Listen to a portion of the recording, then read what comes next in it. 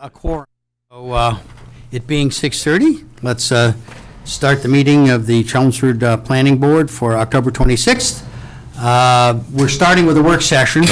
I will stick in a spot for people for just public comment in general. We'll get to that after we've done some of this work and before we get to the mostly administrative stuff that we have to do tonight. So with that said, Evan, what have we got in store? Yeah, so we have Jeff Owen with us from NIMCOG. It's been a couple of, probably almost 2 months since the last time Jeff was with the board. So we have some refresher information and some new information to share. Try to continue this process with the board. As you recall, the way we left it last time is that Jeff was going to focus on Riverneck Road study area. Yep.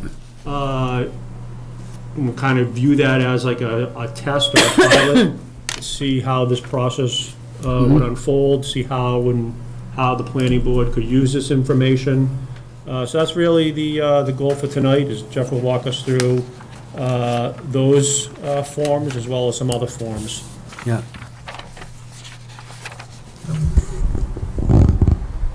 Okay, all yours. All right, just a quick refresher on where we are in the process. NIMCOG and town staff identified 17 zoning conflict and land use areas. Most of those are either fall into the categories of broadly non-conforming, which is typically residential and industrial or commercial areas, as well as abutting zones that have the potential to create conflicts, including traffic problems and neighborhood character.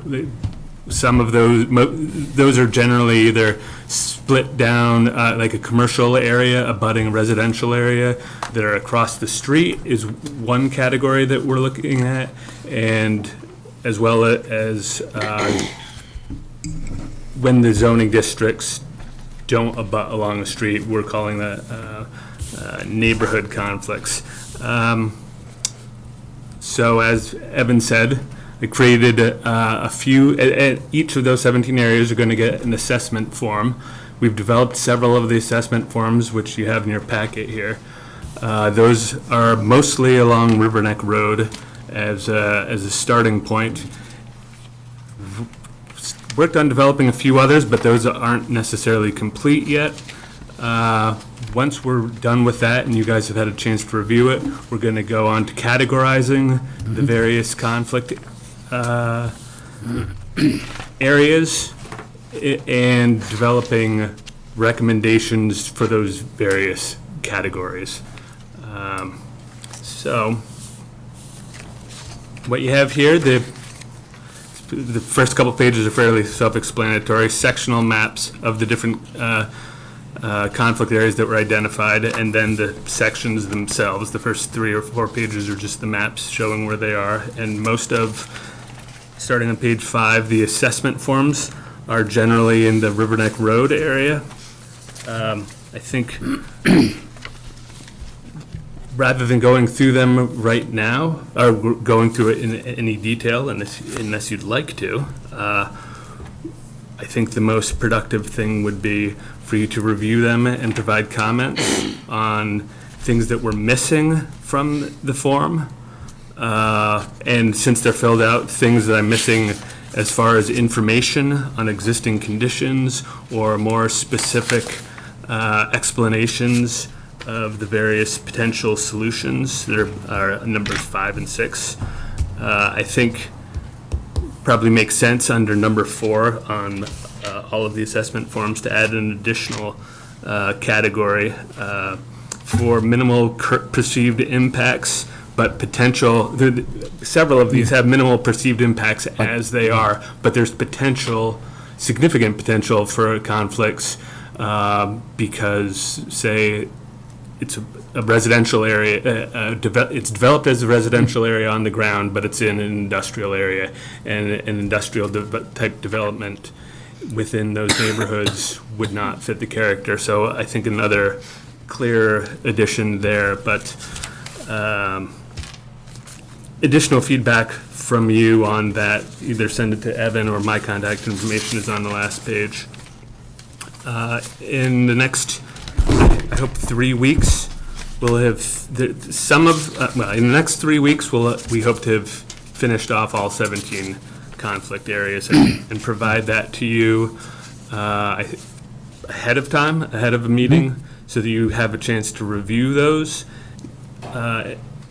rather than trying to look through 17 of these during a meeting like this. Several of the conflict areas, such as Vinyl Square, the town center, are pretty complex and have had multiple studies done. So rather than reinventing the wheel, it makes sense to go back and look a little bit at some of those. And there's some additional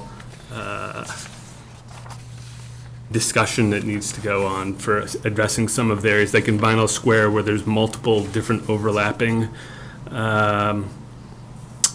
potential conflict types. Abutting zoning, non-conforming uses, both non-conforming uses and abutting zoning in a number of places. So I'd need to do a little more research and talk a little more with Evan and other people in our office about that. So,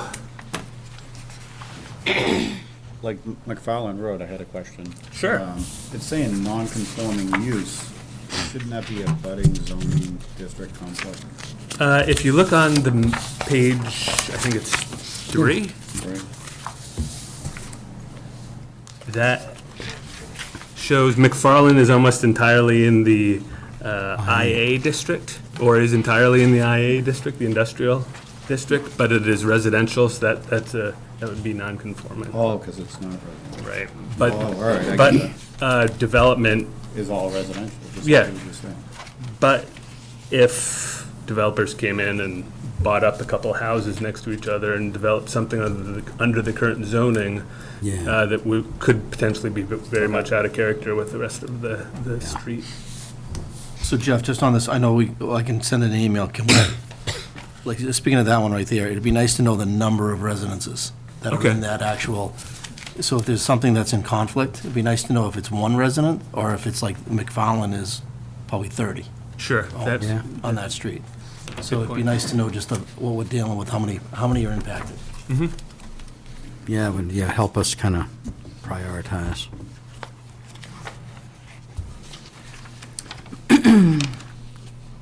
I guess I have a question about Monmouth. Yeah. I guess I don't quite understand, I guess, so if there were a development at the end of Monmouth or behind Monmouth, that would fall under the, we need to add another category aspect under 4, is that correct? yes, both McFarland and Monmouth Yeah. really highlighted that another category that potential development is the Yeah. The issue. issue, right? Okay, and then, so then I guess I don't understand why the mitigation for Monmouth is not the same as that for McFarland. Yeah, In fact, I changed it. thought it was the case, they were the same on the draft of this that was posted online. I thought so too. I mean, I don't have it in front of me, and I looked at it a couple days ago, but I think previously it said change to residential. Wait, one of them is brand new. In other words, it got changed from a prior draft that's at a different. Well, Monmouth was created afterwards, but No. No, I saw the same is thing. Monmouth up here? No, you sent me Riverneck, Mill, and McFarland. Okay. Right. You have one up there. Yeah, page 11. And so it's saying to rezone or move district boundary instead of change to residential. Right, oh, those are subcategories of, Of rezoning? yeah, Okay. it's which type of rezoning, and So which would that be? should be Residential. Change from. Change from commercial/industrial to residential. Yeah. Okay. It should be on, page 5 and page 11 should be pretty much, I see. yeah, Okay. but they are both rezone or move district boundary to minimize nonconformities. Okay, Yeah. thank you. All right, let's do it. So then if we were to just hypothetically, when we get to the end of this, agree to these recommendations, then they would go to town meeting, am I correct? And then the zoning would be adjusted. Exactly, yeah, we would offer a, We would do A a zoning zoning article. article, okay. And once it was, if it were to be approved, it would be approved to include any new projects that were brought since the warrant article was posted, or Are you how does that referring work? to like grandfathering? Is that what you're referring to? So it would operate in the same exact manner as the petitions that were just approved by town meeting. Any property owner has I the. understand the project's Yep. already before us, but in terms of projects not yet brought before us. So moving forward, Relative to this.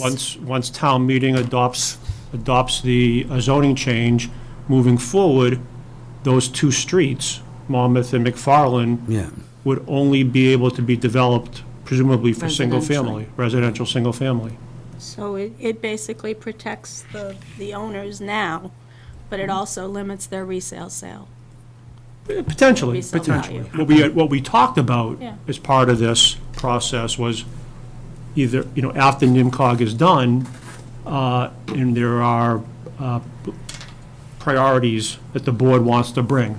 McFarland and Monmouth could be an example where you don't want to wait till NIMCOG is done, and you want to expedite that for a spring town meeting. If that's the case, what we talked about conceptually was inviting those existing Communities. property owners to a planning board meeting and having a conversation. I think we probably ought to consider that. Yeah. And I think we all expect that those two would likely proceed pretty in a straightforward fashion and manner. Yeah. There could be differences of opinions, but I think from a process discussion, I think the board wanted to do direct outreach to specific neighborhoods and streets as you're contemplating, what you think you may want to do. But I had the impression, maybe I misunderstood, and I think it evolved out of a conversation with a prior planning board member, that once the warrant article is Public input. public, then at that point, not once town meeting votes on it, but rather at the point when the warrant article is public, at that point, it That's the has. It's effective. Okay, It's well, what- effective as long as it eventually passes. Correct. And the Is way that around correct? that is to do an A and R, and none Yeah, of those lots well, will be able to do keep that. in mind, we have two Yeah. separate situations here.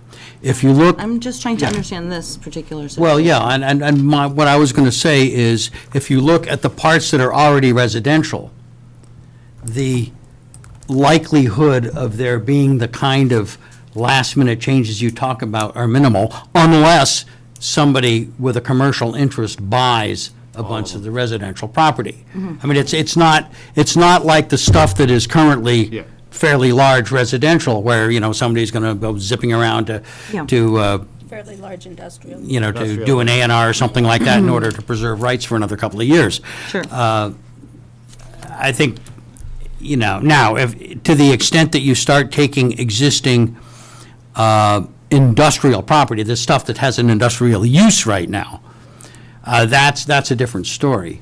Right, no, I was asking a very specific question, and I think I Okay. got my answer. Yes. Good, good.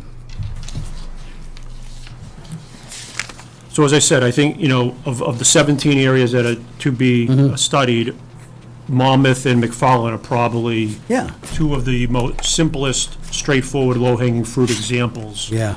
And so I encourage the board, if you view it that way, there's nothing preventing you from expediting those for a spring town meeting. I think while we're here, you may want to take some time to look at River Neck Road, as that was the third one that the board wanted to review. And maybe we can kind of discuss this concept as to how this form either serves the intended purpose, or if it needs to be slightly tweaked for, a road similar, like River Neck, or similar to River Neck. Yeah. Where there's a bit more involved, rather than as straightforward as Monmouth or McFarland. Right. So we have the time tonight, I would encourage the board to, just kind of brainstorm how Jeff has filled out the form related to existing conditions, 3, 4, and 5, how you think those are, applicable, or should we add another line, be more specific on a particular criteria?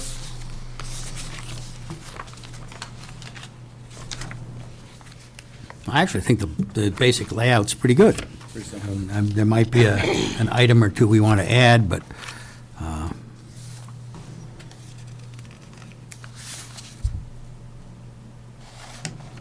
Yeah, I would probably add noise to the impacts of conflict on River Neck Road, personally.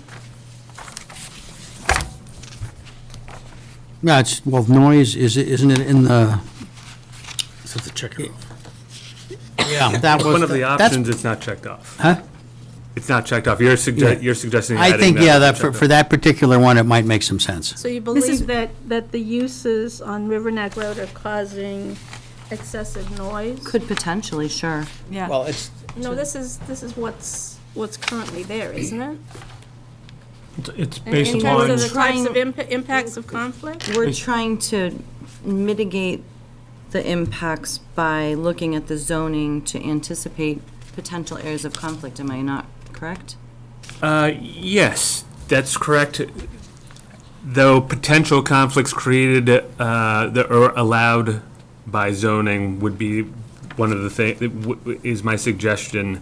I mean, I would think that makes sense to add that to number 4. And if it isn't an issue now, but is a potential issue down the road of new development that's allowed under the zoning, Yeah. it might make more sense under something like that.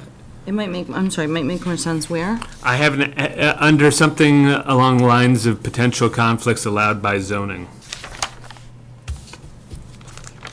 Or likely potential conflicts. I mean, you can look at each of these areas and come up with a list of conflicts that are, Oh, you mean the new category that you're gonna add? Right, exactly, Yeah, got sorry. it. Under number 4. Right, right. Got it. Yeah, because I think that's really important to add.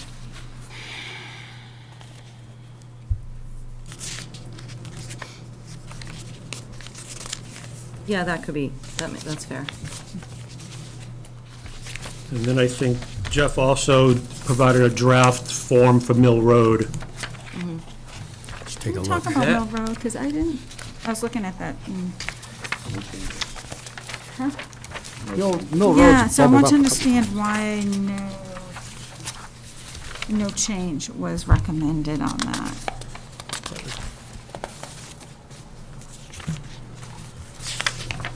The industrial side of it is already developed as IA, Yeah. in line with the zoning on IA, and across the street is residential, which is currently developed as residential. The, if new exits from the industrial area that might require new lights or something like that is potentially an issue, but it didn't really seem to fall under zoning. That would be more of a So I circulation wonder, issue. because it's one of those roads that abuts the IA, and because Yeah. of this overlay, like, it could have an impact of there's some buildings that are just one story, right? And they're small, right? And you can almost like have 6 stories all of a sudden, right? In that area. In that area, and Yeah, there's it's got an no, overlay on it, that's why. and there's no, like, and while I understand that, like, yes, across the street is all residential, and those are residential, and that's great, like, I wonder if this is something where we say, when it abuts a neighborhood, there needs to be some sort of additional, I don't know, buffers, or, but if you read. Yeah, we Like, do have not some, like we do all or have some nothing. regulations covering transitional. The COID overlay back off that Mill That's Road, what I'm, off of yeah, Mill Road. maybe. Yeah. Put it behind the properties that are along Mill Road right now that are IA, Yeah, but put it on the back side of it so Yeah. that you can only access it from 129.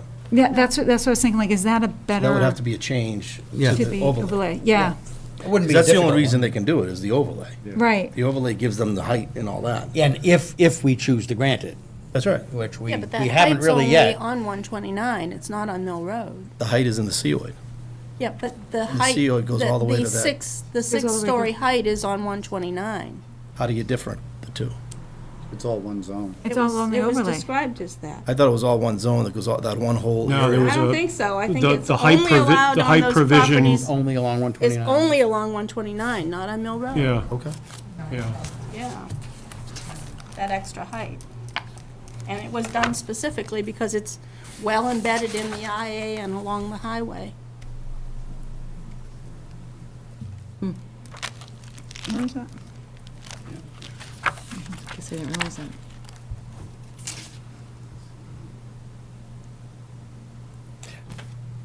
Well, That was good thinking. Well, yeah. occasionally happens. Sometimes we do. Squirrel.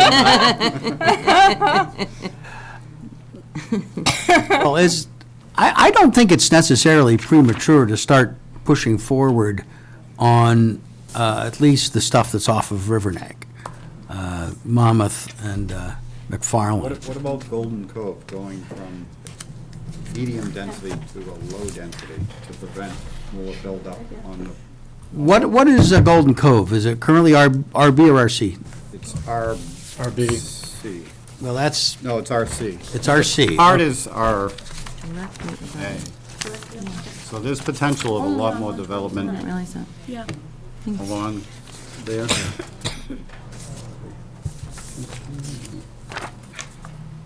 See right here? It's hard to tell. Oh, It is RC, right? Difficult to tell. yeah. It's RC, but if we could get it to even RB. Well, that kind of goes through, that's what I brought up for that whole section, which I thought was kind of really weird, with all those nice neighborhoods.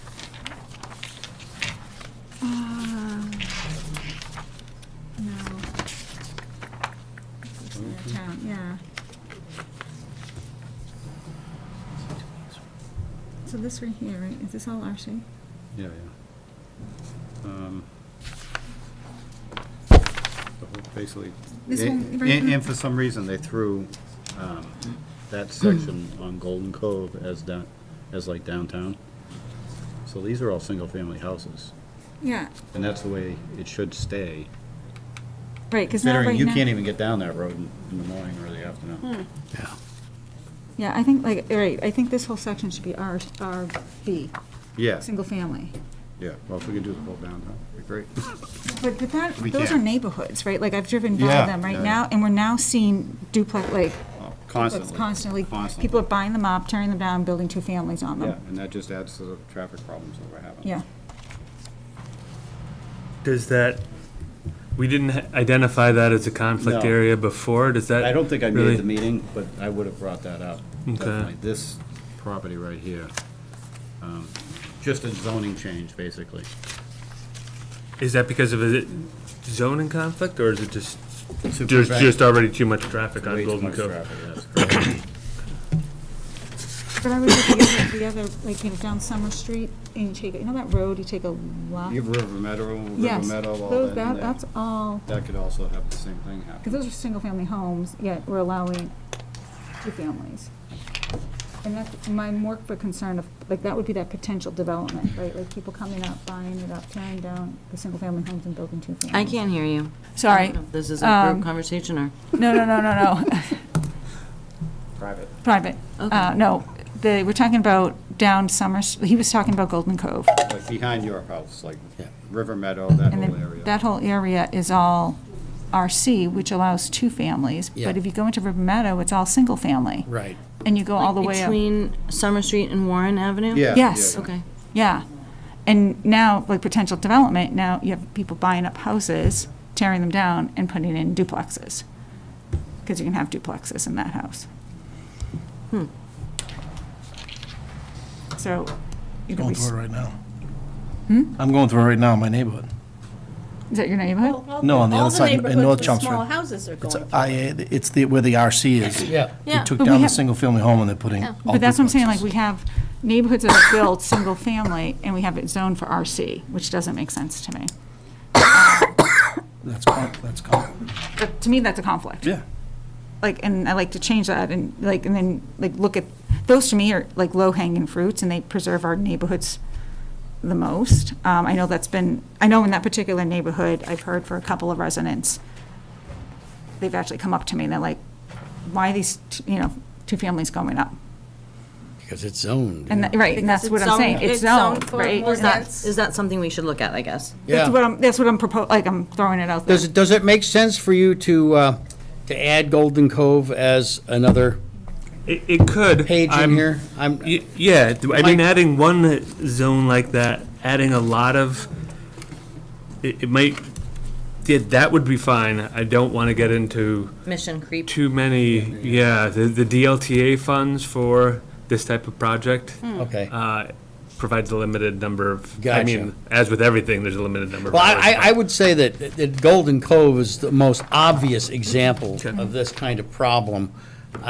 It may exist in other places as well, but there, It's glaring. given the traffic and some of the other, its character, unfortunately, as a connection street over to the Industrial. 495 Yeah, we- exit. At one point, I we tried just, to.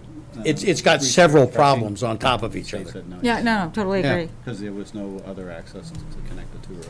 That whole neighborhood, all RC. Yeah. Yeah. And what neighborhood are you in? That's RC? I'm RB, abutting RC. Yeah. So they're developing the Yeah. RCs Yeah, now. the stuff up on Groton Road, Route Which is, 40. that was years ago, a couple of years ago. Well, it's still bubbling along. It's coming. Yep. And we'll be hearing some stuff about that. But that's a good point. I didn't know this whole Well, I area mean, was. I guess the question that I would ask to That's a huge development. Anita's concern of two families being built in RC is, do we want to stop all development? I mean, because that's where the opportunity for development is today, is to take those small single-family capes that are in RC and redevelop as two families. What if they just So had if to we- make if we- bigger one family? Right, that's what, Well, like. they I mean, could, but, and What if that's we made happening, them? that's happening in RB all over the place, is they're buying up, $400,000 houses and turning them into $900,000 houses. Right. Or two, Yeah, if it's a big enough lot. but, Yeah. the question is, if we don't want two families in two-family zoning, then we really need to think about what we're trying to do here in terms of regulating growth of the town, because that's what we're talking about. Yeah, and I think, like, destroying single-family neighborhoods for growth is not necessarily the way to go. Like, I'd rather see those, instead of people buying those houses and tearing down small, single-family houses and building, like, that could be a real nice neighborhood with new, larger-sized, single-family homes. It's close to the center of town, it's walking distance. It's got a lot of nice things going for it. It also has the side effect that it drives cost of housing up. Now, you can Tremendously. view that as a good thing or as a bad thing, depending on what your vision of the town is, but you get to But very it- quickly. But we have a definitely lot of promotes sections in- gentrification. Yes, But we do have a lot of sections Yeah. in this town where we have, like, very Yeah. dense, yeah, we do. I mean, building, right? Like, we Lessons. have that Yeah. on we even have it like on 129, the Yeah. new development that went out, now it's not so new, off of Mill Road there. I mean, that's a lot of Yeah, apartment it's a lot buildings, of, right? lot of place. So we And- do have that. I just don't want to see the rest of the single-family neighborhoods being torn down. And No, I- getting I multifamily. agree. That's where I'm getting concerned, and I've been, Yeah. like, especially in that area, I've seen a lot. Yeah, And residents have come, like, people have talked to me about it. yeah. Oh, I mean, people talk about it all over town, so. Yeah, I guess my feeling is that there's a need for both single-family lots and dual-family lots, two-family housing, that different personalities are looking for different types of things in their housing. Yep. And not everybody wants a big yard to take care of. There certainly isn't a lack of demand for those two families. So there's somebody out there that wants to live in that kind of an environment. But I understand what you're saying is maybe we don't want those people in town. I'm I not don't saying, know. that's not what I'm saying, I'm just saying there's a lot of inconsistencies. Like, Oh, we have a single huge. family. Huge Everywhere. inconsistencies. And someone's buying into it, you know. So, well, it's, But like unless that's- you're, it's, unless you're a planned neighborhood, there's always it's inconsistencies. interesting that, like, you characterize as inconsistent, and it is inconsistent Yeah. where you have two-family mixed in with a single family. But when you go back to the master plans 30, 40 years ago, when those RC districts, were originally created, I think they were hoping to create what they would refer to as diverse. So those neighborhoods allow single-family, they allow two-family. What you may be picking up on is what the 2022 master plan identified was a trend where we are losing our small starter homes that are relatively affordable, and we're getting, tear downs, McMansions, regardless of whether they're single-family or two-family. So I think what would be interesting, to discuss further is whether conceptually you prefer or don't prefer mixed housing types in neighborhoods, or is it more of an aesthetic thing? You understand what I'm saying? So, for example, those duplexes that were built on Warren Ave, some of them, I recall, a handful of years ago, went to the zoning board, and after the fact, even the members of the zoning board didn't like what they approved. If they had to do it again, they likely would either denied it or would have tried to work on aesthetics. Yeah. So, as you know, in Chelmsford, we don't have a lot of regulation on single-family and two-family related to architectural standards. So that's just why I'm trying to figure out, is it a philosophical concern about mixed housing types in neighborhoods? Or is it more of an aesthetic where two families look a certain way, and maybe they could look a different way? So it's both, okay, I will give you the aesthetics does play into it, but I think recently there's been a trend, like, or at least from what I'm seeing, like, all I need to do is go down, like, across from the center school, like, go down that street, right? Yep. Every single family's been turned into a two-family. They're nice, but it's like, okay, whoa, wait a minute here. We're taking all these houses and we're just systematically, one by one, turning them all into two-family. And so now we're saying, we're changing all of our single-family neighborhoods into two, like, it just seems like there's too much of that. Maybe that's, So you're talking about, like, kind of recalibrating. Maybe there are neighborhoods such, and I'll just use Vinyl Square, between the square and the lake, that truly should be RC. And maybe there are other areas like Warren Ave that maybe need to be relooked at. yeah, I mean, and again, and fair. people from those neighborhoods granular. Yeah, no, have exactly. mentioned it to me. They were like, what, Exactly. Yeah, like, yeah. And why some- are all these Some neighborhoods houses? have some neighborhoods have been preserved better than others.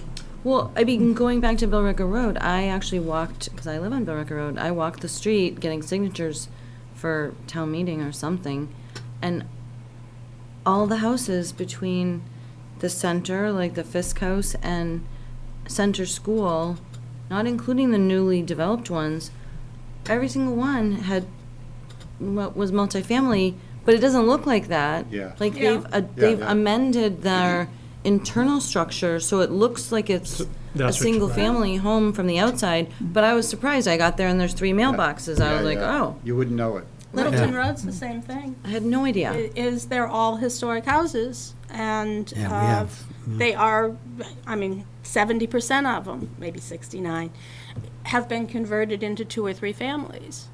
And, they're the old, Victorian architects, the old Victorians. Yeah. And the fact is that given the maintenance costs and such. The space needs. And the traffic on those roads, the best use is apartments. Yeah, and the flip side of that would be they give us a fairly nice streetscape. That's right. And Yeah. Right. if Yeah. we didn't allow that, we would have an awful lot of pressure on us We'd have a to lot of tear them pressure down to and tear build them something down. else, which I Yeah. would not like at We all. would have a lot of pressure to Yeah. tear them down. So I think this is. Yeah, but this is, we're It's probably, expanding it's this a maybe. separate exercise Yeah. from this, but it's a complementary exercise. And the board's just gonna have to, if we can identify low-hanging fruit, like Yeah. maybe Golden Yeah. Cove is that example, we can expedite that. But bringing in, how do you treat Warren Ave the same way as RC up in Mono Square? We'll have to figure out Yeah. how the board wants to engage with the community Yeah. in the specific neighborhoods. Well, what I would say is that, there's a marvelous technique that I've seen out there in the commercial R&D world. If you want to kill a project, you keep making it bigger and bigger and bigger until it dies of its own weight. Right. So let's not make this project too much bigger than it already is. I think if we concentrate on McFarland, Mammoth, and Riverneck, which we already have identified as And our Golden. experiment, And Golden Cove. and Golden Cove, I think, could fall in there as well.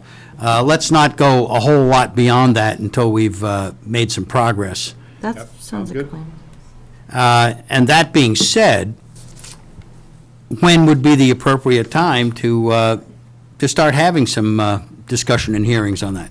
Well, for Springtown meeting, Yeah. it has to be a As soon as warrant. possible, Yeah, Yeah. as soon as possible. yeah, that's what I I'm was thinking. I was gonna mention later on the agenda, your November 30th, 6:30 work session is pretty full. There's 3 or 4 items that I'd like to bring Yeah. to the board with other people involved. So you could, we got 2 meetings in December. Late December may not be great.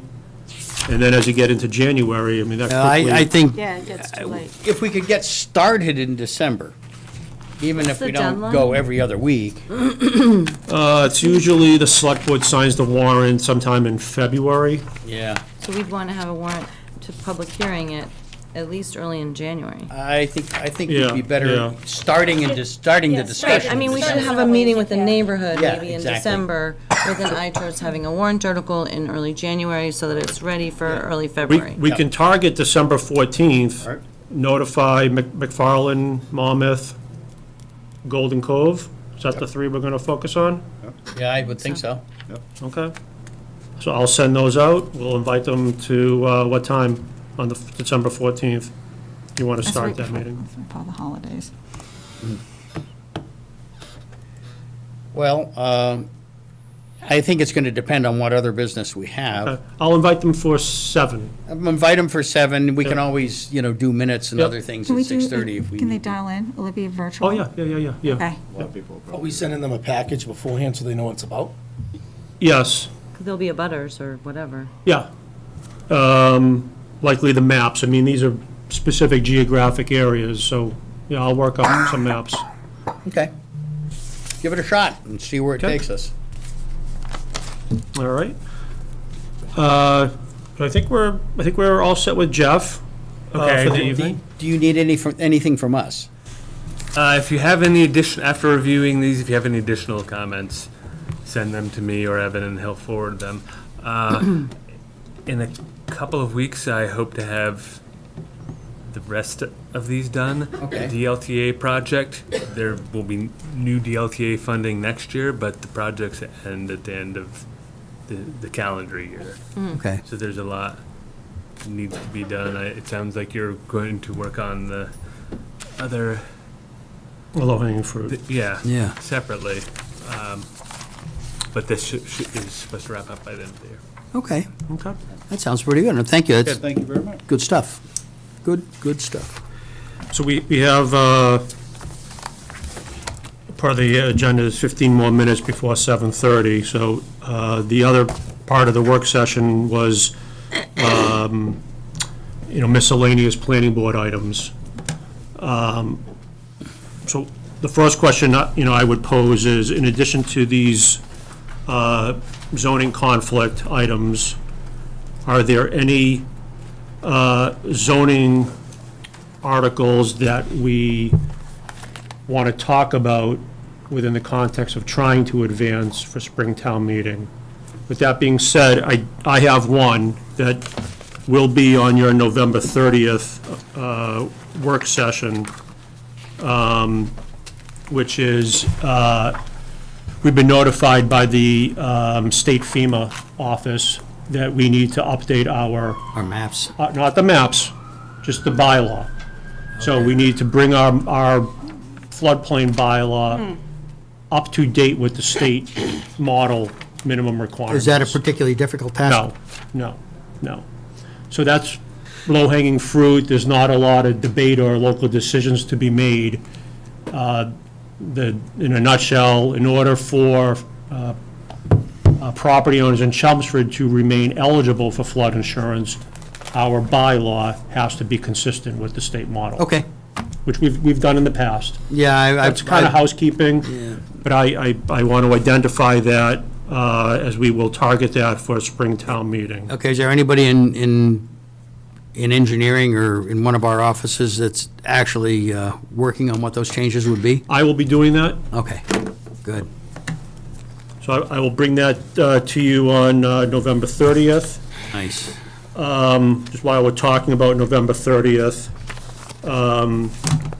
Jenny Raitt, the executive director from NIMCOG, Yep. I've asked her to join us to work with the board and myself on filling out the action plan related to the MBTA zoning.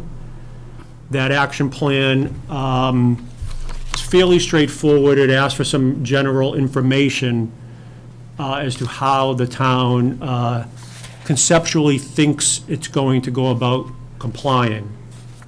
So that's the piece that, I think needs some sort of engagement with the planning board. We don't need to get into specific strategies, but the action plan asks for, are you considering an overlay? Are you considering rezoning? So it's very high-level strategies. So Jenny will join us for that. Next item is Weston and Sampson was tasked with creating a low-impact development study related specifically to roadways and parking lots.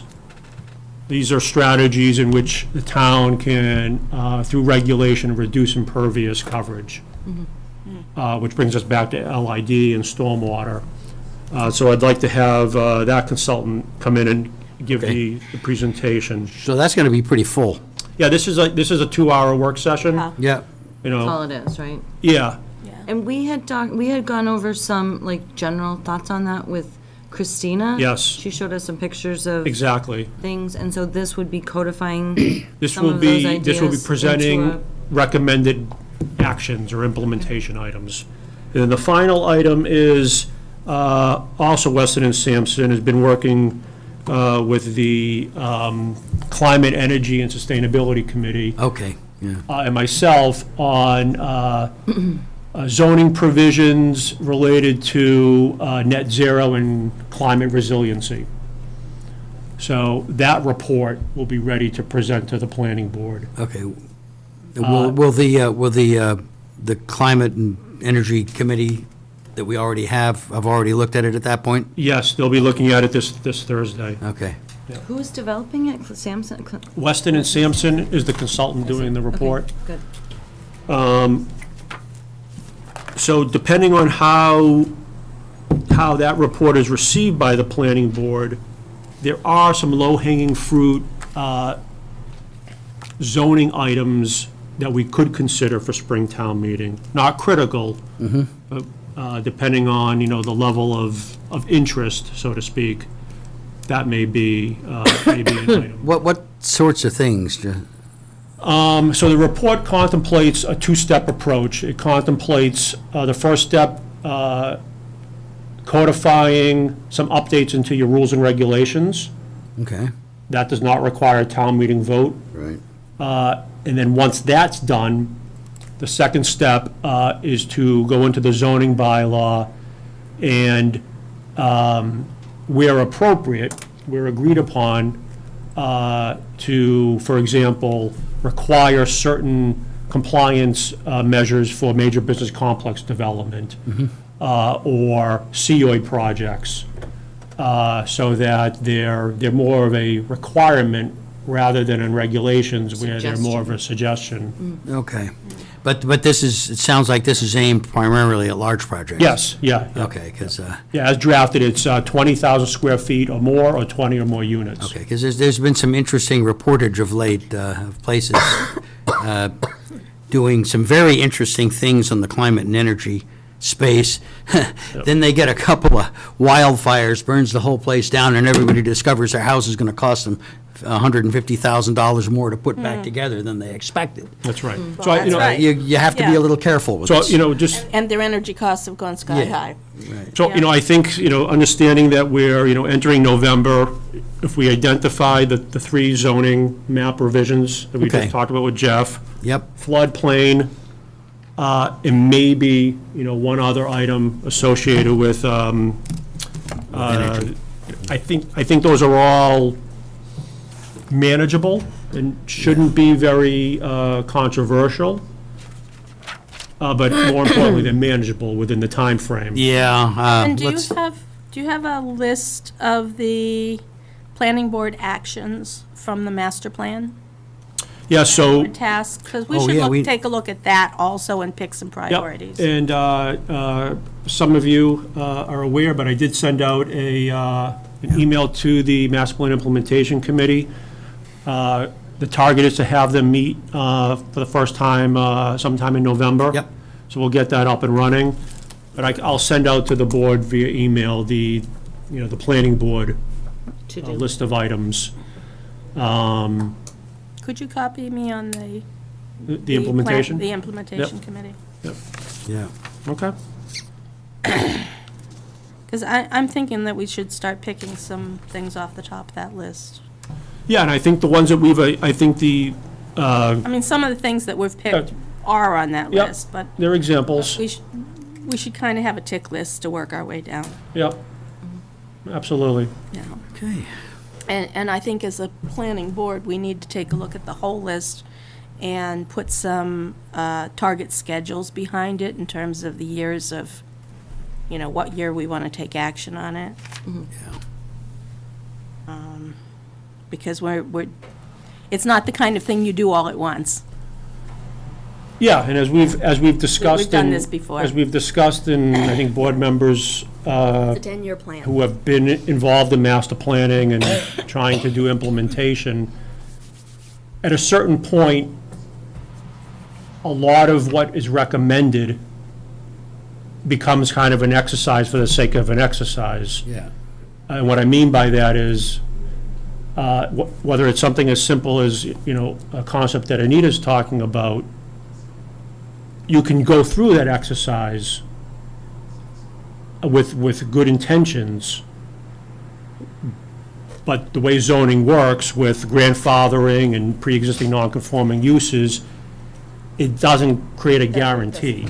Sure. Yeah. So then you're left with trying to figure out, of all the recommendations in the master plan, and your constraints related to time, which ones are really going to achieve the desired, the desired outcome. And then you have to compare that with, well, what other existing zoning provisions are there that provide some level of protection or predictability?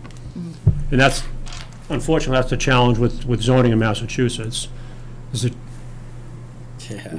when you're a developed community and you're trying to turn the page back in time, the property owner protections that are embedded in the State Zoning Act make it an uphill battle.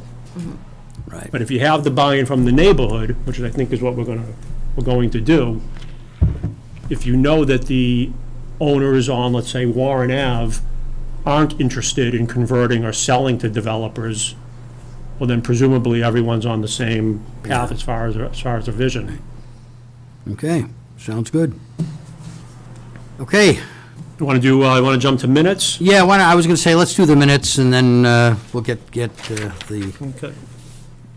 rest of it at 7:30. So, let's see, we've got two sets of minutes. We've got 9:14 and 9:28. Let's look at the 9:14. You did some revisions to that, I gather. Yes, Becky did some revisions. Okay. People had a look?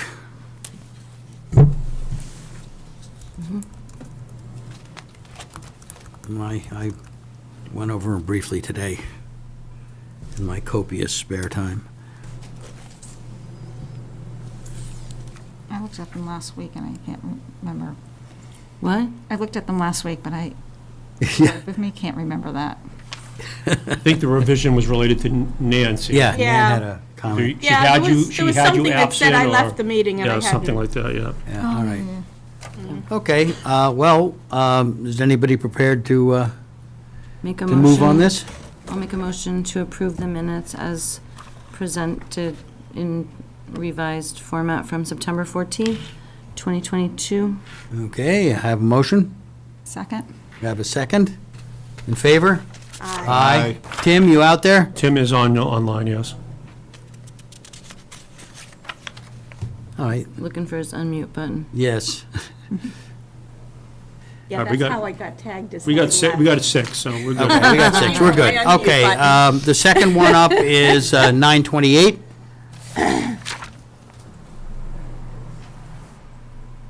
I don't recall any surprises in there. No. I'm so happy that Charles Way thing's done.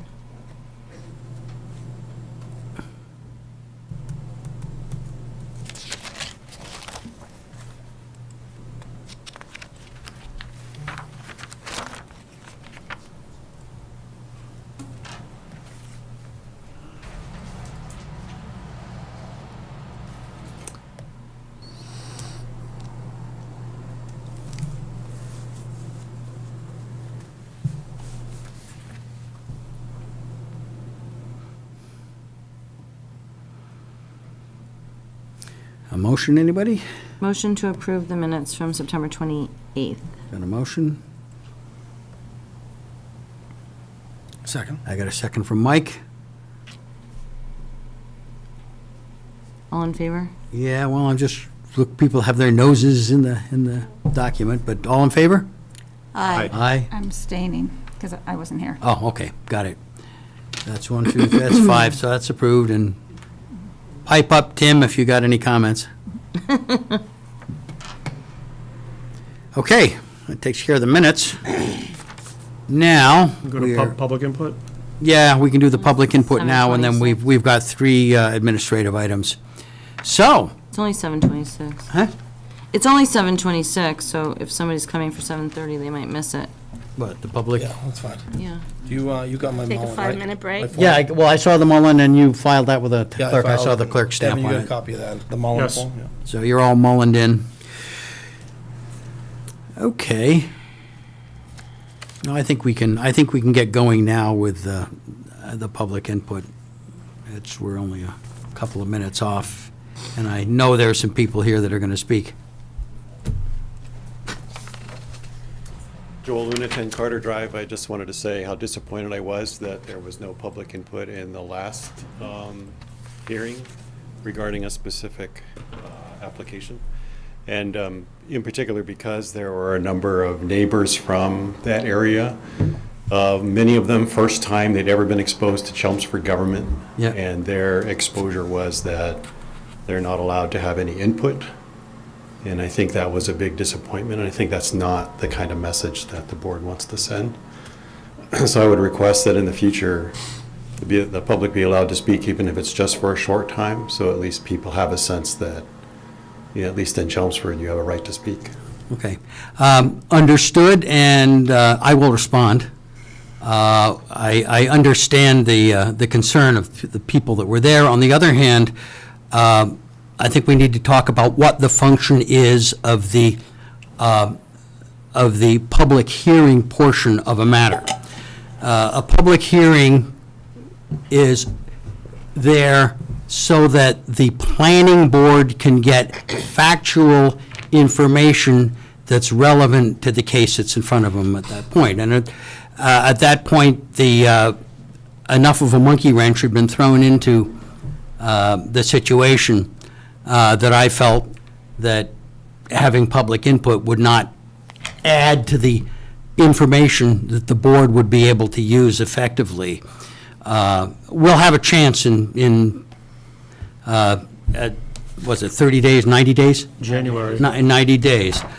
So that's why I made the decision I made. I understand it's not entirely popular, certainly not with you, but I would stick by it.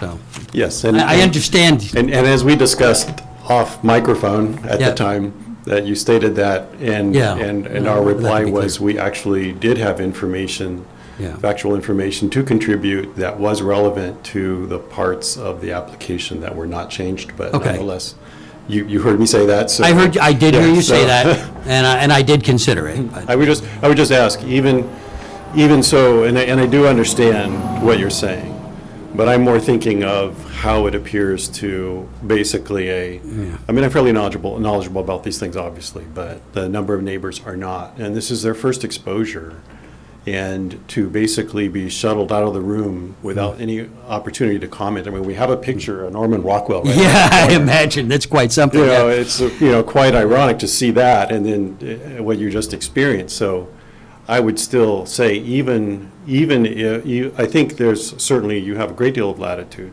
Yeah. And I think in this case, exercising even some limited comment Okay. would have been a much better result and an outcome for Well, the neighbors who. I certainly hear you, and I can assure you that when the matter comes back before us with probably a lot of changed plans, there will be copious opportunity to get very broad public input on it. That's part of our All right, well, process. thank So we you. will Thank you for make that. sure that it works at that point. All right, thank you. And thanks for your comments.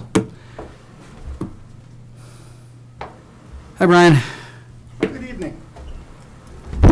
Brian Latina, Precinct 9 Town Meeting Rep, and 15 Jesse Road's my address. I had an opportunity to give a little public input to the gentleman that visited you in the hall. Yes. Yeah. And believe it or not, the public is actually pretty smart, especially if they live there. I pointed out to him that the Mill Road property was lacking on the fact that it's a scenic road, Yeah. and that Paul Revere and George Washington very likely rode on Turnpike Road, which ends right at Turnpike and Mill Road, right at the end of that. Well, didn't little end at discussion that there. time. I think it It didn't. kept It's right on still- going. There's still rock walls on either side. Yeah. There's actually no easement on Turnpike Road, and it's going to cost us a fortune if you want to put a sidewalk in. Yeah. That Mill Road Little Town Forest there has changed a bit as well, and I pointed that out, that the last few meetings I've seen, the zoning maps are outdated. Yeah. If I go in and Google, and I challenged him to Google the zoning map in that area and just look it up like you're going to buy a house, it's outdated. It's not supposed to be.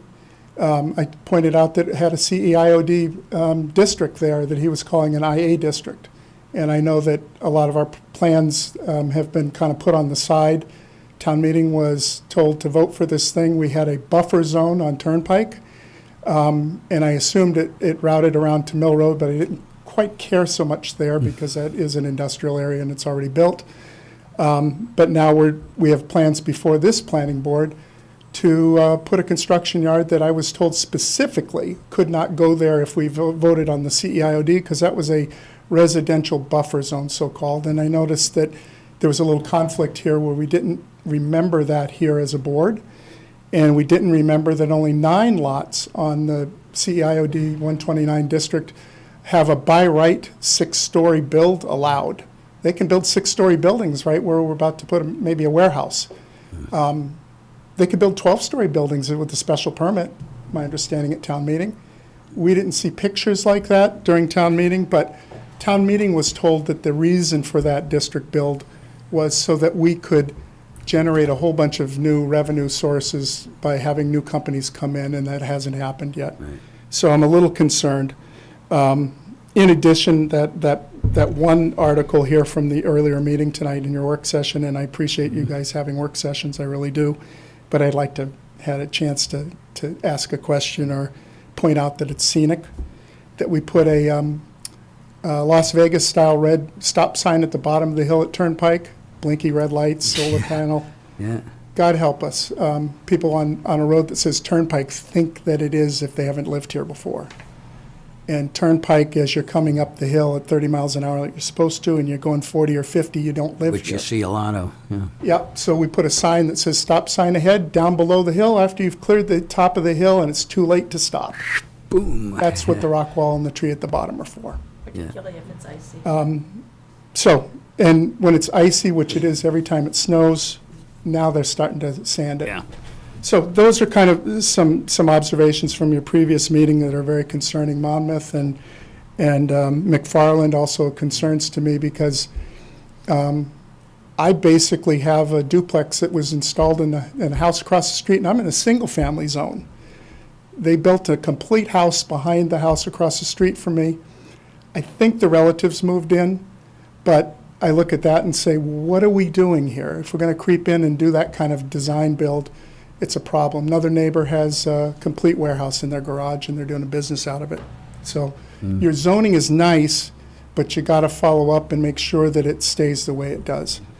Town meeting the other night, I was very concerned that the board, as individuals, town meeting reps, and I appreciate you having two jobs, were voting against what a lot of the legislative body town meeting members did. And some of the comments sounded like you were looking for the town to generate more revenue, while the town meeting and the votes that were there showing, talking about a warehouse in particular, three warrant articles where the body voted and spoke overwhelmingly that we don't want that in our town. And this board individually discussed it, saying we need a lot of development. We need a lot of development. And people getting up said, we don't want that kind of development, me included. So I just want you to stop and reconsider the fact that when we apply zoning and when the town is told at town meeting that we're trying to attract high-end businesses without drive-through restaurants, and then we get a drive-through restaurant as the first thing, and we get a big building that throws all their snow and salted ash material into the wetlands that was going to be a walking path, that those of us that live there and those of us that are standing in that town meeting do expect that the board will hold their special permitting credentials and use to a minimum. Look at the zoning first. Please don't consider the revenue stream as much as you do. It should be just pure zoning and the law that's there. We heard the exact opposite recently. Yes. Did you? Yeah. Did you? Well, it's easy enough. You can look at the town meeting and watch it. There were a few that got up and wanted more building in the area, but go back to the original CEIOD, and again, if you lived in the area, you'd be concerned, which my neighbors and I certainly am. And again, town meeting seemed to vote differently than this board as individuals, so thank you. That's the joy of town meeting, democracy at its best. Thanks, Brian. Anybody else? Okay, I believe Tracy Cole's online. oh, throw her on. Want to just unmute yourself, Tracy? I am. Can you hear me now? Yep, we can hear you. Okay. I just want to say that, first off, I'm a little aggravated. A lot of you may know how I got started in this planning board government stuff, and some of you don't. But similar to some of you that are on the board currently, I got started following the planning board because I specifically brought to the planning board's attention about the development that was going in across the street from me on Turnpike Road. And I had a list of numerous reasons why that development should not be as big as it is. And on on the list, one of the reasons was that it went against the master plan. And I was repeatedly told the master plan is just a suggestion. We have no obligation to follow it. Blah, blah, blah. I shouldn't consider the master plan as one of the reasons why that development shouldn't be that big. And now I am repeatedly hearing, oh, well, let's follow the master plan. Let's, this is on the master plan, that's on the master plan. Now we have a master plan implementation committee.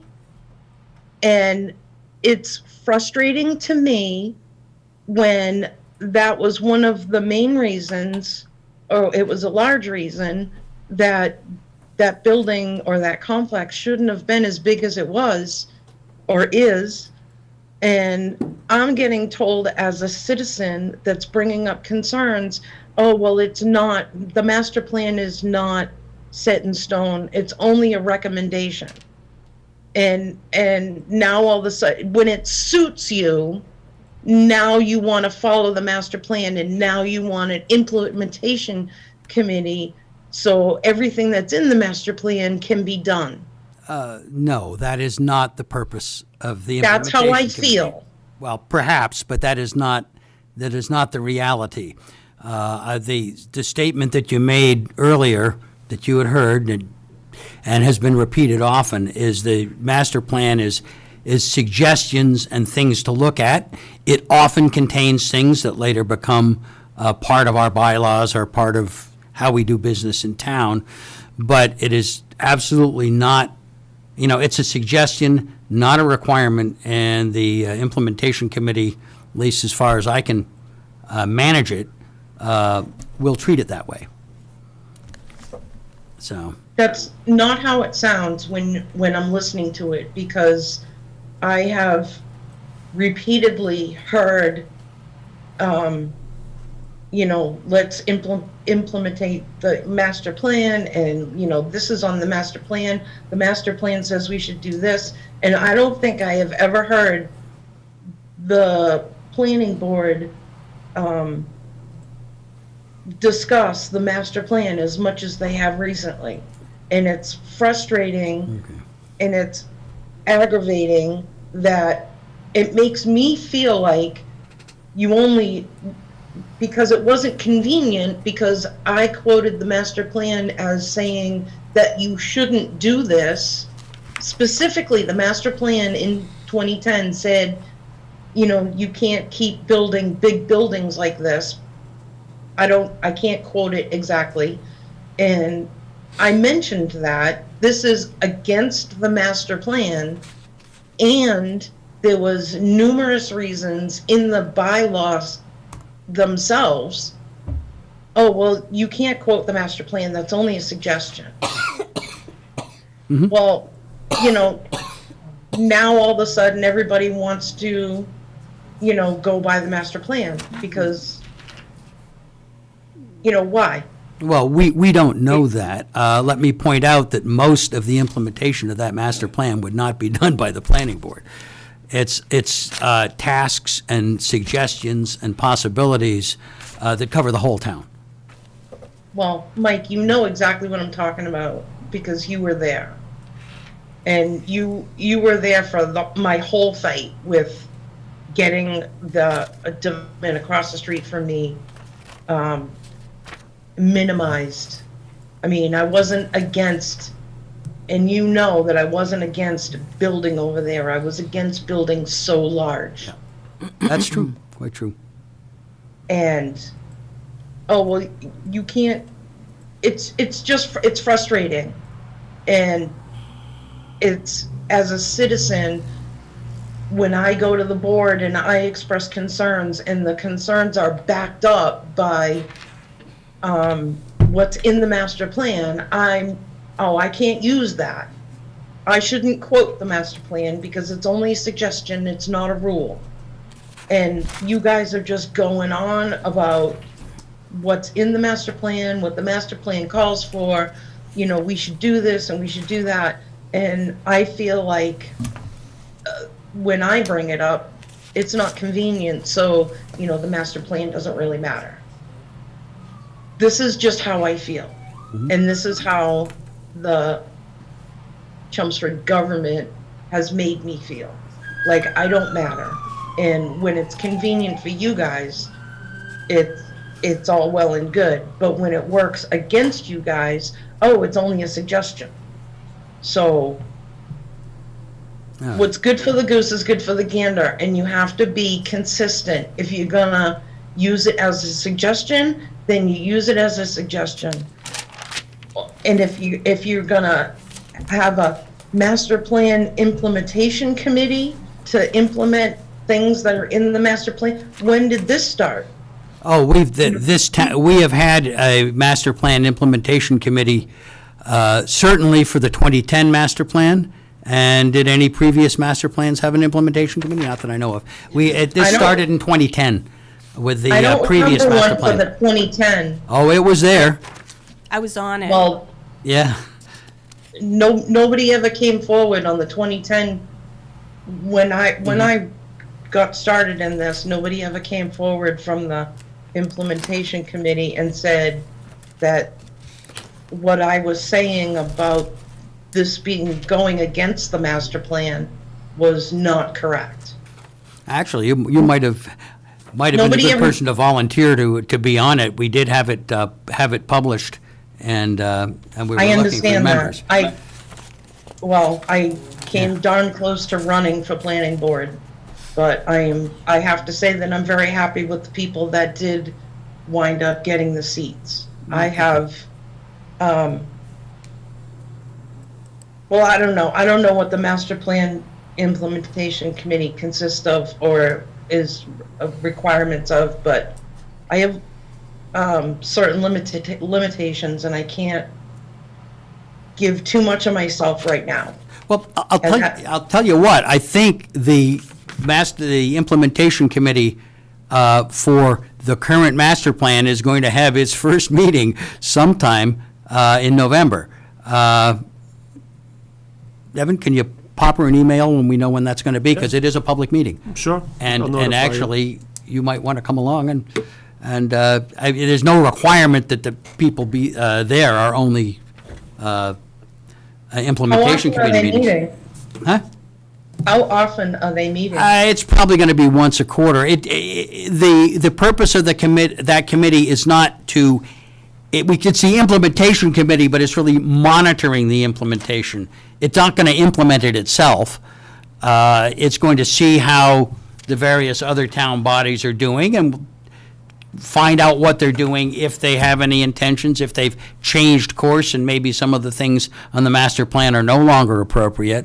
And then they'll be following that process over the years until we start getting ready for the 2030 or 2032 master plan. Okay. Yeah, Well, yeah, I but guess- definitely, you might want to come to that. Is that going to be aired? Is that going to be carried on? Probably not. It doesn't have that big an audience, but certainly we'll let you know when it is. And, Okay. and you could certainly I come. would appreciate an email on Yeah. when they're going to have the first We'll meeting. do that.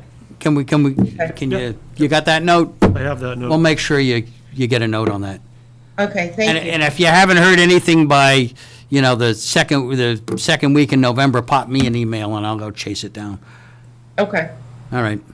Okay, I just wanted to pop in and voice how your actions sometimes make citizens feel. Okay. Well, thank you.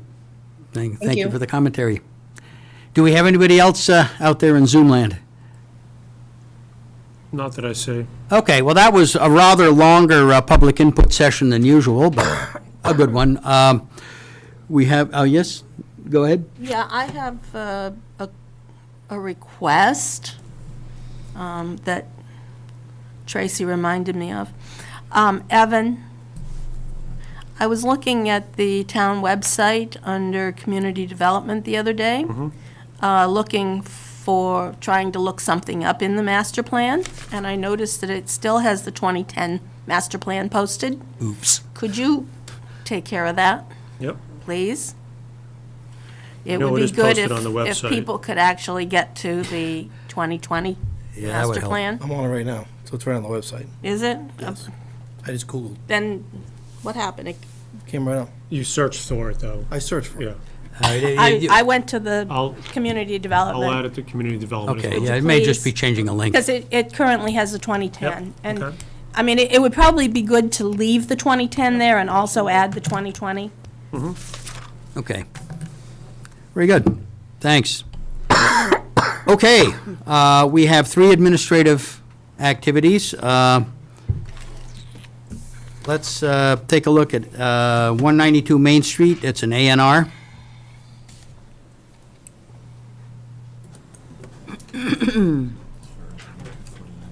Yeah, just leave it here, yeah.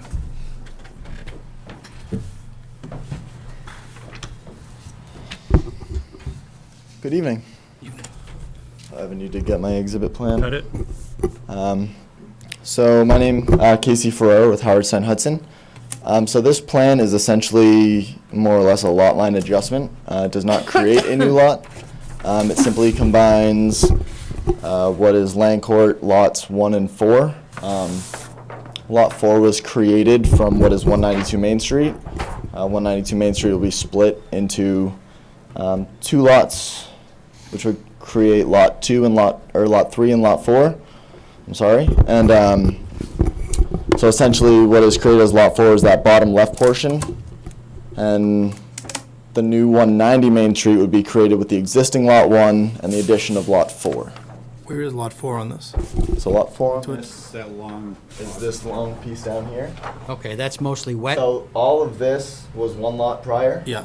So we're basically creating a 1 lot here, a 1 lot here, and this lot will be added to this existing lot. Oh, got it. So I created this diagram because that was very confusing to even explain. So the blue outline will be the new lot of 190 Main Street, the green outline, the new lot of 192. Okay, so how much of that, I mean, I presume that most of the stuff toward the bottom is wetland. I believe it's wetland and river. Yeah, or river, that's about Correct. as wet as you can get. Correct. So both lots will maintain required frontage and required lot area. It's simply just a lot line adjustment to take the lot Yeah. line that went straight down and cut it straight across. Okay. Anything from engineering on that? Does that look pretty straightforward? Yes. I don't think there was anything from Yeah, engineering on the it A&Rs. doesn't look as if it's got any conflicts. You've got your proper frontage on all the lots as best as I can see. And proper size, so. And why are we doing this? This area here has been historically used by some of the property owners here. So prior to, they just want to clean up, instead of having to go through and move all this back, this property owner is just wanting to get rid of it. And Are they 2 separate property owners, or? Yes, 2 separate property owners. Okay, now, on the lot you have surrounded in blue, how big will be the total? The total will be 245,970 square feet. Oh, it's gonna be pretty big, okay. That's a big lot. Well, looks like half of it's wet. Yes. Okay, Significant wet. good. Looks straightforward, and it Small looks like lot it falls is- within. Small lot will end up a total of 40,668 So square that'll be a feet. 1 acre lot. And what's that zoned? That zone, I believe, is RB. Okay. Okay. Well, for the purposes of A&R, then I think One it's, lot. I think it's pretty cut and dry. Motion to endorse, or with no determination as to zoning, perhaps? Yeah. Second. Okay. Oh, who made the motion? did. Motion I to did. endorse. Who made the What? motion? I think she's gonna. Go ahead. Deidre made the motion. Okay. With no. With Determination. With no determination. determination as to zoning. I'll second that. Okay. Paul seconds. In favor? Aye. Aye. Opposed? Tim? Guess we're okay. All right. You got it. Thank you. I also believe I'm the next thing on the agenda, so I'll just. Oh, you've got 249 Groton? Correct. Take it away. Okay. So 249 Groton is a A&R that was previously approved. It was either late last year or early this year. In the course, since that approval, the surveyor on the project team realized that there was an issue with the side lot line with the abutter, not the Doris line side lot line, but the abutter side. So this is just to square that away and put a corrective plan on the record. Okay, how big is the change? So all they did was, this lot line was originally shown, had a slight angle. Yep. They made it perpendicular and this one parallel to Groton Road. So there Okay. was, I believe this new lot line extended less than a foot in total. Okay, So this is the development that's yeah, it's over on the other that side. whole side, so it's on the Yeah. other side, so that It's a she's piece of it. gonna build two of them over there Okay, on this property. got it. All right. Evan, as far as you can tell, does it meet all the requirements? Yeah, for A&R purposes, it's fine. Okay. Frontage and everything, okay. Doesn't change the frontage, I don't believe. No, it doesn't change the frontage at all, I don't think. Okay, Oh, because of Doris Lane yeah. Yeah, it's a public street, so that's the frontage for the back lot. yeah. Motion? Notice to approve the A&R with no determination to zoning Before you leave, Motion? compliance. which? Second, anybody? Second. Second from Anita. In favor?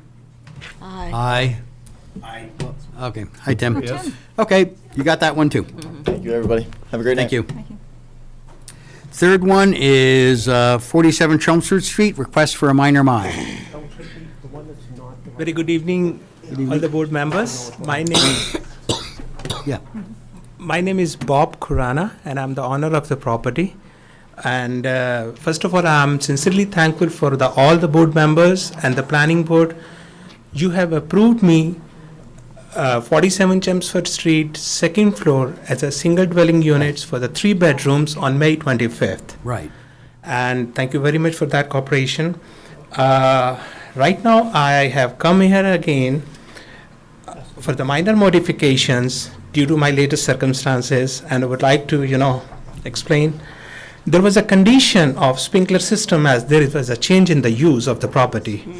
And my initial calculation for the installation of the sprinkler system in the building was $20,000, sir. And its realistic cost, it's costing me $125,000 right now. And you will be really surprised, under the compliance, my building is 100% compliance, under the compliance zone, does not require the sprinkler system. I have a registered report, but as per the code, building code, it is not acceptable. So it's my investment. I have to invest $125,000 to use second floor as a residential unit. Now my request is, if I use the same second floor as a single dwelling unit, I have to make multiple changes. New wiring, like you can say new gas meters, because right now the building existing is as a 2 dwelling units Okay. upstairs. 2 separate meters, electricity, 2 separate meters for the gas. If I want to make this as a 1 dwelling unit, minimum $65,000 additional cost. I have to change everything new, ma'am. I have to connect both the units as per the code. So my request here is, I'm here for the smaller modification. Due to my financial constraints, the investment I'm involving only on the second floor, I want to use 3 bedrooms. Instead of single dwelling unit, I want to use as 1 bedroom as a 1 unit and 2 bedroom as a second unit, such that I can save my money. Okay. And the first floor is absolutely fine. And the total, and another request for my, I have a less parking space there, so I need one parking space waiver, if in case you can approve me for the 2 units, sir. Okay. Sorry, There's can a you explain handful about of- the parking? He needs 3.5, he has 3. Because he has Yeah. 2 units now versus the one before. Did you understand their explanation? I think so. I'll just, To make it Yeah. 2. To make it, if you're gonna be 2 dwelling units upstairs, then instead of requiring with a 1-bedroom and a 2-bedroom, as opposed to a 3-bedroom, you need 3 Need spots instead of exa- 2? yeah, the zoning says for every unit, you need X number of spaces. Yeah, yeah. It doesn't go by the bedroom, it goes by Right. the unit. Yeah. So because he's going from 1 unit to 2 units, even though the bedroom count stays the same, under zoning, he would need 1 extra space. Okay. He physically doesn't have He that. doesn't have it. And that's the only That's a change that's being problem. asked for of us. Physically on the ground. The second change is per your VCOD. Yeah, Where you allowed the second floor to be used as a residential dwelling. So the minor modification that the applicant's seeking is to convert it from a 1-unit to a 2-unit. okay. Same bedroom count. You have some multiple letters Yeah. from Nan, you want departments. to take a look at the letters? Yeah. Will you be renting the other unit? No, or no, you no, gonna ma'am. be We are using selling it? one of the property, frankly telling you, and my brother is coming and staying the another apartment. Okay.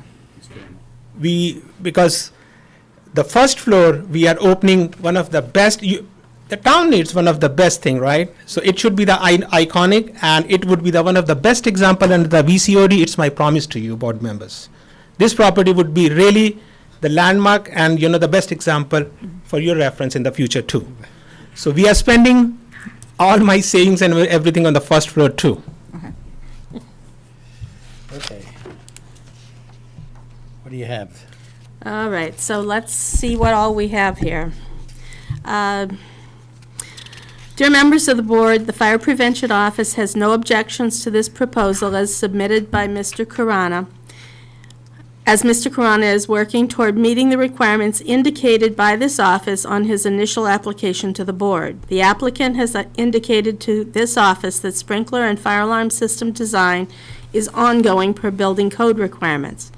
As part of occupancy permits for this building, the Fire Prevention Office has previously issued a letter dated August 15th, 2022, indicating the conditions required for temporary and permanent occupancy at this location.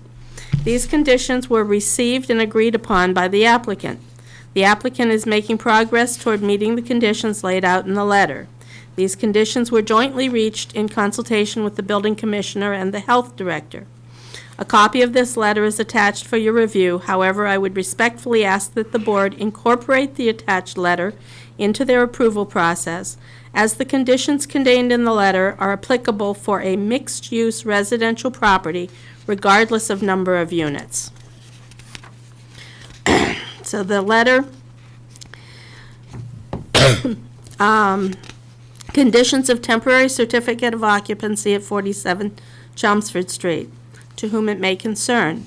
Thank you for meeting with Chief Ryan, Commissioner Negron, Director Rosa, and myself about your request for occupancy of the first floor of the property at 47 Chelmsford Street. To recap what has happened to this point, you propose to use the first floor of 47 Chelmsford Street as a convenience store. You also propose to use the second floor as a residential unit, which represented a change of use of that floor from the current Group B business occupancy to Group R residential occupancy.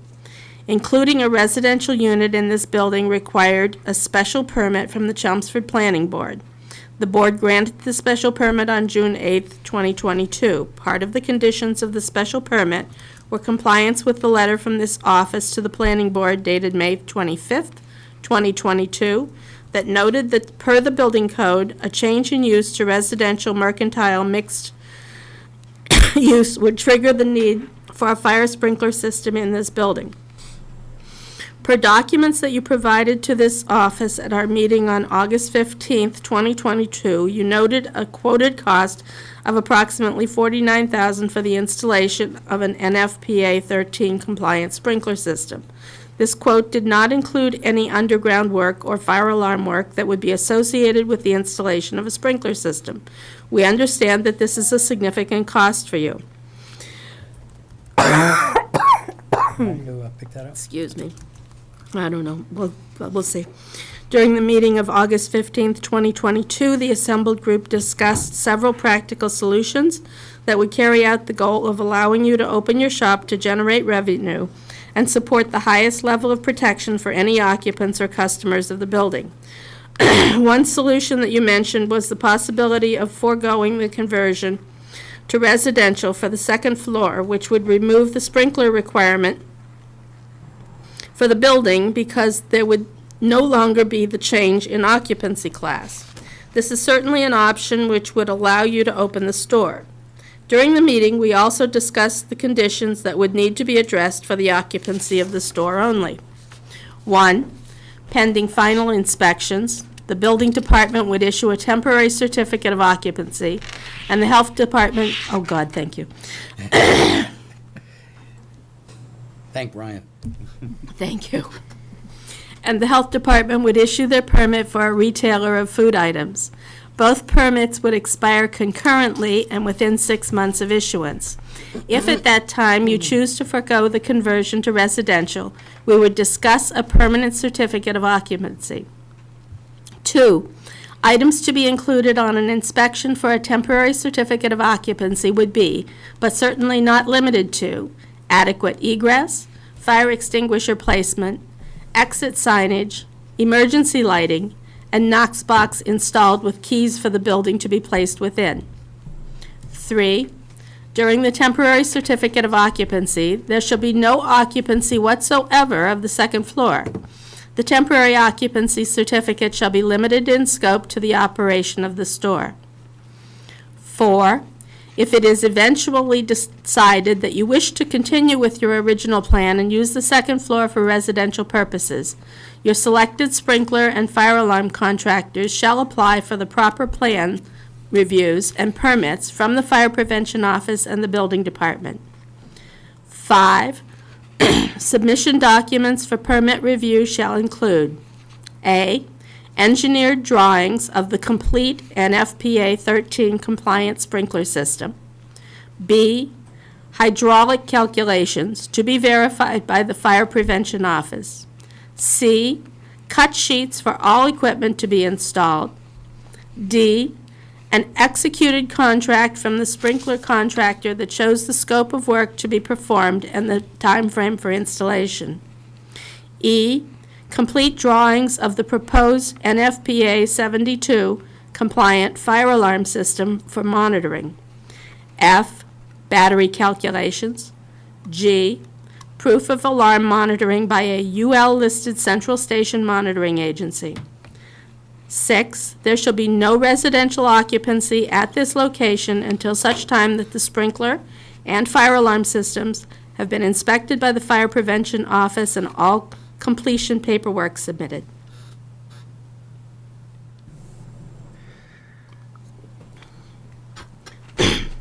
The Health Department advises that the application for all permits related to the operation of the convenience store should be expedited to meet your expected opening date. During conversations with Evan Belansky, the Director of Community Development in Chelmsford, he advised that any occupancy of the second floor that is not residential may require a revision of the special permit granted by the Chelmsford Planning Board. Mr. Belansky recommended to me that you contact the Community Development Office as part of your inquiries into the occupancy of the second floor. The Fire Department, Building Department, Health Department wish you nothing but success in as you open your new business in Chelmsford. We look forward to continuing to collaborate with you in these matters. Respectfully, Danielle Cartufis, I'm sorry, I have problems with that. Captain, Chelmsford Fire Department.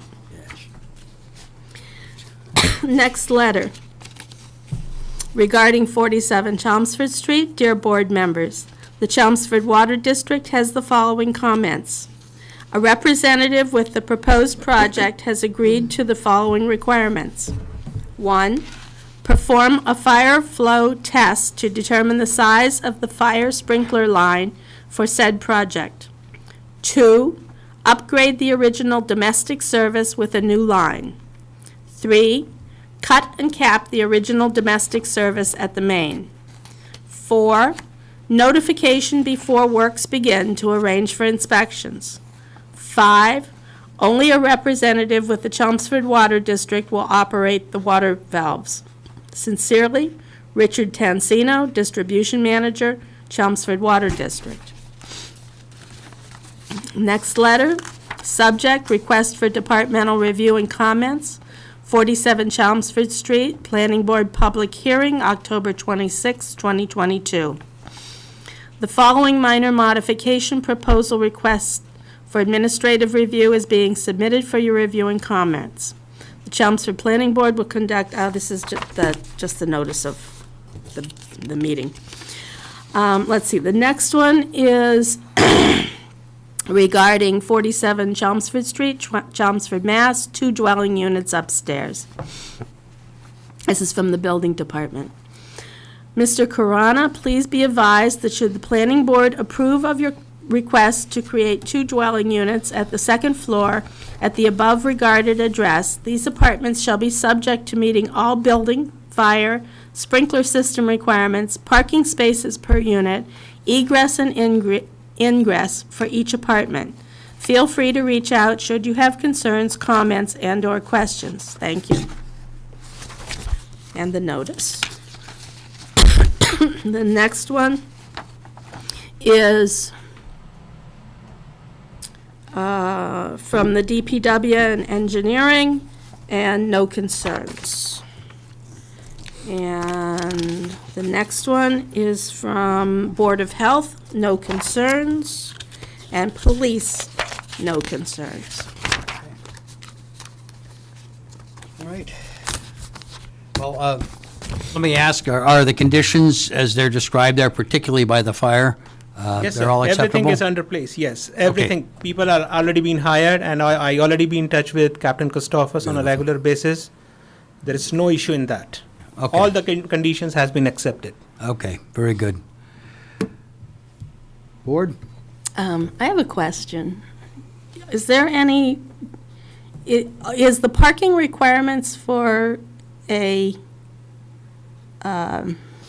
corner store, a market, any different than the general parking requirements that we approve for commercial use? In other words, is it any heavier? No, and just to refresh your memory, you previously approved a parking reduction. Yeah, that's what I'm concerned about, because that property has... That was only for the commercial component. What's in front of you tonight doesn't change any of the commercial component? How many lots are on the street, on the property right now? How many spaces? Spaces total. Sorry? How many It's a, parking spaces total? Yeah. the 11? total number of space are 9, sir. Right now, there's 9. 09 right now, but 6 has been dedicated for the first floor unit with the 50% of fire reduction. And the second floor previously, because for the single dwelling units, we were required, it was 100%. So we couldn't apply for any permit for the second floor for the residential unit, because that was required 3 parking space. But right now, if in case we can change to 2 dwelling units, my request is for waiver of the 1 parking space, so that requires 4 parking space. So just remember that part of the reason the Yeah. board discussed the parking reduction was that it's directly across the street from municipal lot. Right. I don't see an issue with it. I don't see an issue. I don't see an issue, but I think that this could easily be a 5-bedroom. There's the single-family part has 2 other rooms that could be bedrooms. And then the 2 beds on the other room. So this easily could be a 5-bedroom residential unit. And who 2,500 So enforces that? there's a couple ways that the town would likely find out about that. Oh. First is number of overnight parking, cars that are parked on site. But they're across the street in the public lot. Understood. Second is wastewater flows. So this project, like all projects, is subject to the not the moratorium anymore, but the soil regulations.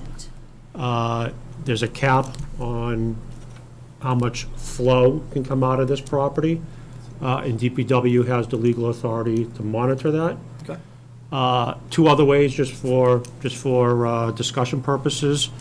Very often, the town will figure out that there's a property that's expanded illegally due to like trash.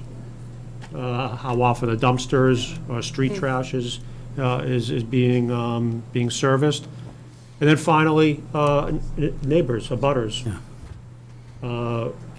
Always, anywhere in town, keep an eye on properties. 47, is this the old florist? Yeah, it's Feeney Florist. This is the old Feeney florist. Yeah. That building has been problematic for a very long time. Yeah, and it's been But it's gotten problematic better. because of the parking situation. What's your concern about the 5-bedroom? No, because we're approving, because we originally approved 1 unit, Right. and we went through this. Now he's under construction, he's open, he wants to come back now for 2, when he's saying there's only gonna be 3 bedrooms. But as you see on the layout, there's a closet off the storage room. Yep. There's A a big- den that can have a closet too. That the 1 unit, which is a single residence, could easily flip to 3 bedrooms very quickly and still have all the amenities of everything else. But I think the reason why he's in front of us right now is they want to change the utilities to make it a single, which is going to cost him another what'd you say, 60,000?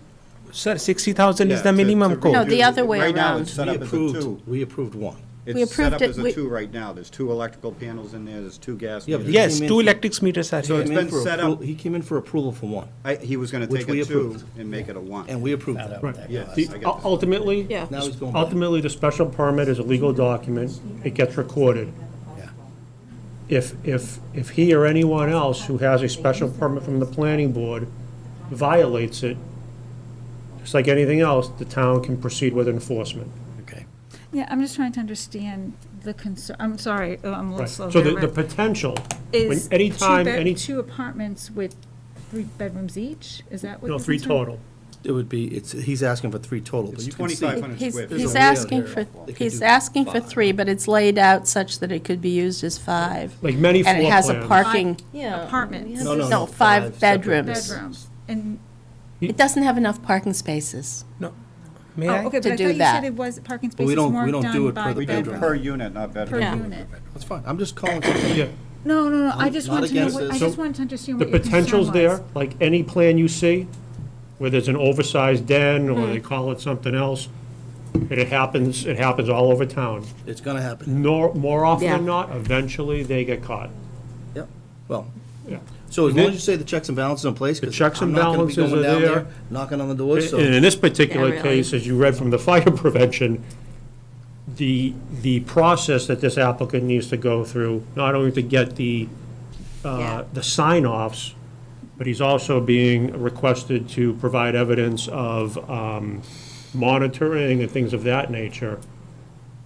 Yeah. If you're caught violating, insurance policies, there's a lot A lot of of things at stuff goes stake bad, yeah. for property owners Yeah. if they choose to violate. Yeah, no problem. Yeah. All right. I personally don't have any objection or problem with it, but it's good to bring up the potential rub points. Remind me of the concerns we had with the Yeah, superintendent for the building on, yeah, it's very similar.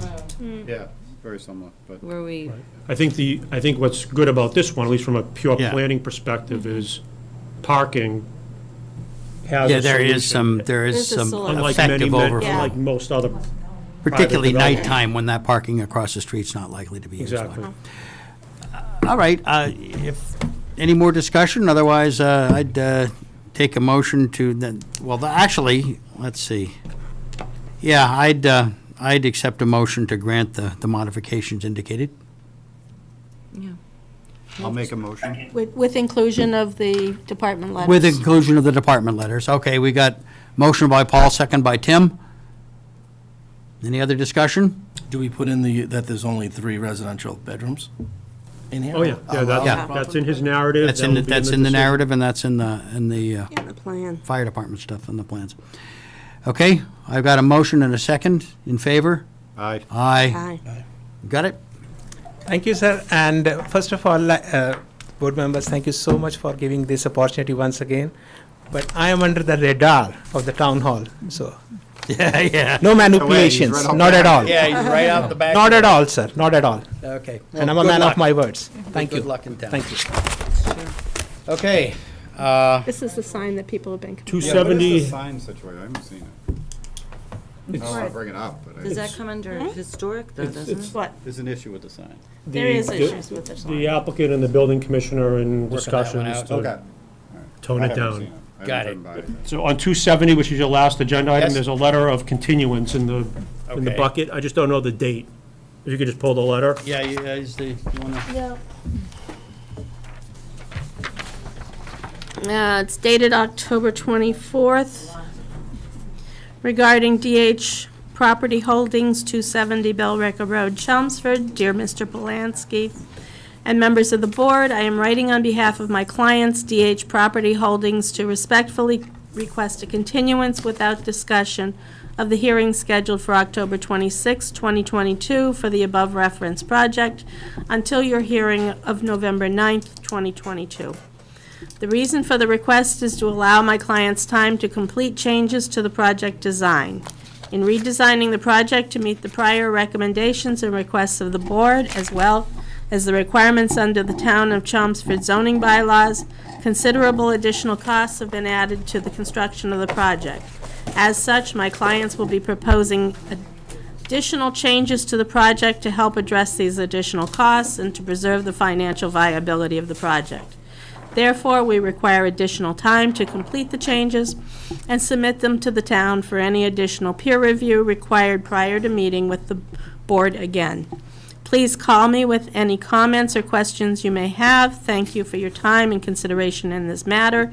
Sincerely, Douglas C. Deshane, Finneran, and Nicholson, PC.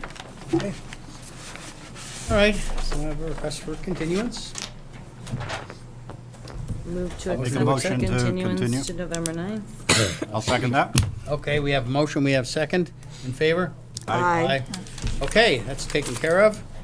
I think we've already laid out the meetings. I think we took care of that.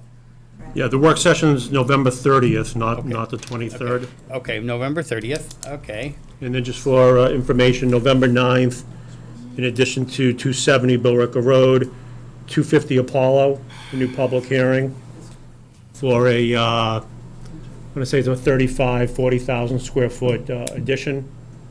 250 Apollo's the Manufacturing. second, the property behind Cintas on the right on Apollo. And then They were in front of us. they came in front of you for applicability, that's correct. And then 288 Chelmsford Street, which is the Demoulas parking lot. There's a proposal to put in some EV charging stations. Okay. So that one was first of its kind. I didn't really know how to quite handle that, but it's coming in as a minor site plan. Okay, that's probably the way it should. That comes in under us? Why would that come in Well, under they're us? modifying a site that has a previous zoning permit. Yeah. Yeah, There's not, the changes it's a aren't, minor change, they're not substantial, but I didn't want, site plan. I didn't feel comfortable setting a precedent. Yeah, Evan, I let's see appreciate what this that. is Thank like, you. and then Yeah. maybe we can Yeah. decide Who how we knows want to where deal that with. industry's going? I mean, this one's a EV small stations in small the future. proposal, but, You're gonna see them everywhere, yeah, yeah. Nothing which wrong is with good, that. probably a good No, it's a thing. good thing. Learn a little bit about charging stations. And before you adjourn and leave, after you adjourn, I have some A&Rs and Mylars Okay, for board members to sign. gotcha. All right. I'll make a motion to adjourn. What, really? I'm shocked. Second? Second. In favor? Aye. Okay. Thank you very much. You the new adjourn guy?